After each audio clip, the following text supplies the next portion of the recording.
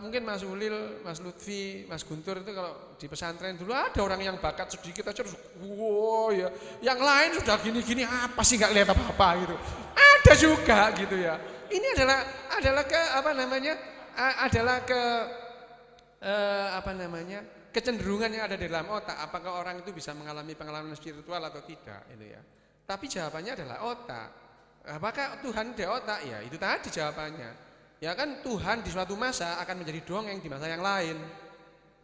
Coba dulu waktu zamannya Yunani kuno, berapa ribu tahun atau berapa ratus tahun orang itu percaya Zeus itu ada, Apollo itu ada. Sekarang dongeng gitu ya. Tuhan kita juga gitu nanti ya. Terima kasih. Ya memang otak kita juga berkembang ya, di dalam pandangan yang umumnya diterima itu otak kita itu disebut the triune brain. Yang paling tua itu otak reptil, paling dalam. Lalu yang kedua lapisannya pre-mamalia, baru mamalia. Nah ayam tidak punya tuh frontal lobe dan anterior cingulate yang membuat kita bisa merasa kebaikan, cinta, Tuhan hadir. Tikus belum punya, ya, ayam belum punya, kambing belum punya. Maaf Pak, tikus sedikit mirip. Tikus itu sudah mamalia punya sirkuit reward, punya dia. Reward. Ya, punya, tikus sudah punya.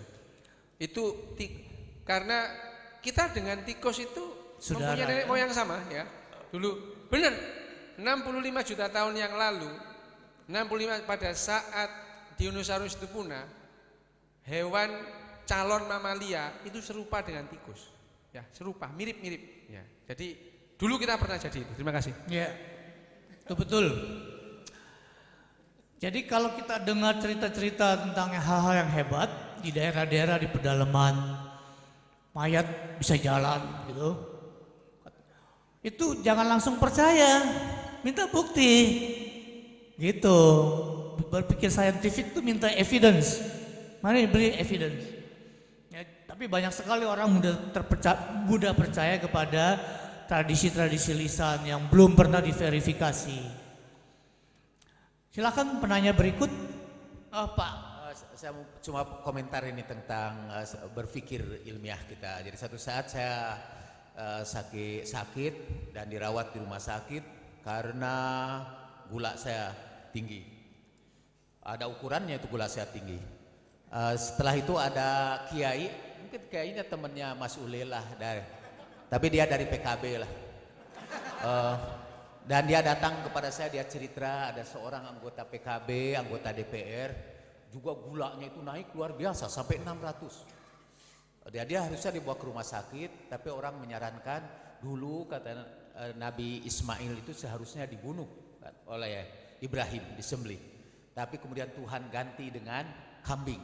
Nah, itu jelas bukan penjelasan ilmiah, itu penjelasan agama. Kemudian jadi dia menyarankan, lalu si bapak itu yang kiai PKB itu diberi saran oleh kiai lain lagi, coba sembelihlah kambing dan bagikan dagingnya kepada fakir miskin.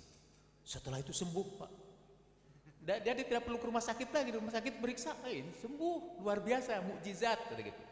Jadi dia menyarankan kepada saya supaya saya juga menyembelih kambing, supaya saya dibebaskan dari rumah sakit dengan segera. Waktu itu saya berkata, Pak, mungkin bedanya saya dengan Bapak ialah Bapak itu kalau saya berobat di sini ini karena obat yang diberikan oleh dokter itu setelah melewati proses penelitian berulang-ulang dan dicobakan berkali-kali sehingga mungkin dan disebutkan berapa errornya. Jadi kalau ini obat ini sudah diterapkan pada sekian banyak orang, 90% sembuh karena obat ini dan 10% tidak sembuh. Nah sekarang saya mau tanya sama Bapak, berapa kiai yang sudah menyembelih kambingnya dan berapa di antara kiai yang menyembelih kambing itu yang disembuh lagi dan berapa yang tetap sakit ya. Saya sampai membedakan bedanya kedokteran modern dengan kedokteran alternatif yang lain-lain itu ialah sikap ilmiahnya. Dalam kedokteran alternatif atau kedokteran tradisional yang diceritakan cuma suksesnya aja, tidak pernah ceritakan tentang kegagalannya. Nah kedokteran modern juga pernah gagal, tapi mereka lebih jujur. Dan karena itu saya memilih tetap berobat pada kedokteran modern ketimbang menyembelih kambing.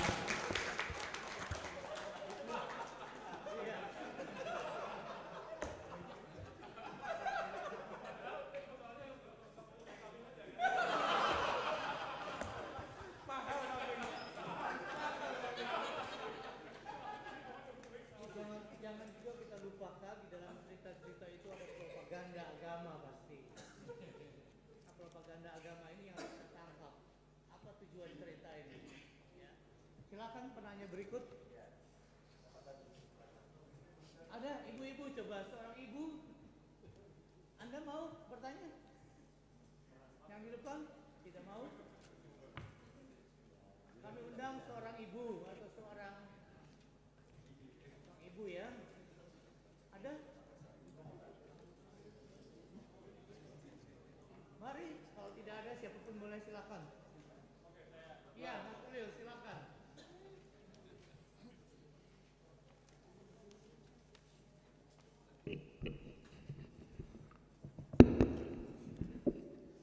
Malam ini walaupun gak terawih, saya beruntung karena sangat bagus diskusinya. Lebih dari cukup untuk menggantikan terawih 23 rakaat. Terawihnya NU.